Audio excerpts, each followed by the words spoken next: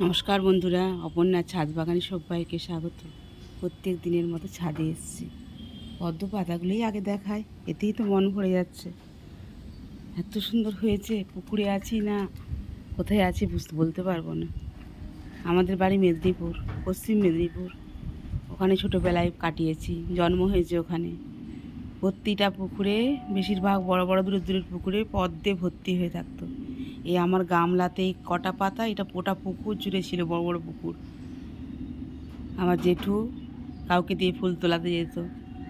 পদ্ম ফুল, আমাদের বাড়িতে মহামায়া ছিল, মা মহামায়ার পুজো হবে, আমরাও পিছনে পিছনে ছোটোবেলায় যেতাম। কত পদ্ম তুলতো, পদ্ম পাতা তুলে নিয়ে আসতো জেঠু। পদ্ম পাতায় আমরা ভাত খেতাম। পদ্ম পাতা সবসময় উল্টো দিকে ভাত খেতাম, এরকম পাতাটাকে উল্টিয়ে। আমরা চাইতাম, তখন ছোটোবেলায় তো বুঝতাম না, বলতাম সামনের দিকে খাবো, হতো না, পদ্ম পাতার পিছনের দিকে খেতে হয় ভাত। এইভাবে আমরা ভাত খেতাম পাতাটাকে উল্টে। এখন সেসব কথা ভীষণ মনে পড়ে। সেই আমার ছোট্ট ছাদ বাগানে সেই ভোবার পুকুরের সেই গন্ধ যেন আমি আজ পাচ্ছি আমার নাকে। এই পদ্মের কুড়ি এসছে, ওখানে পুড়তো 100 200, প্রচুর ফুল। আমার ছাদ বাগানে একটা দুটো, তাতেই আমার সেই আনন্দ।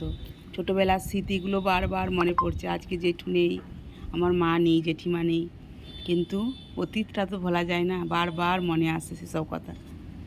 ভালো লাগলে চ্যানেলটা সাবস্ক্রাইব করার অনুরোধ রইল। সকালে ভালো থেকো বন্ধুরা। আমার পদ্মের বাগানটা একটু দেখে নাও, পাতাগুলো দেখো পদ্মের বাগানের।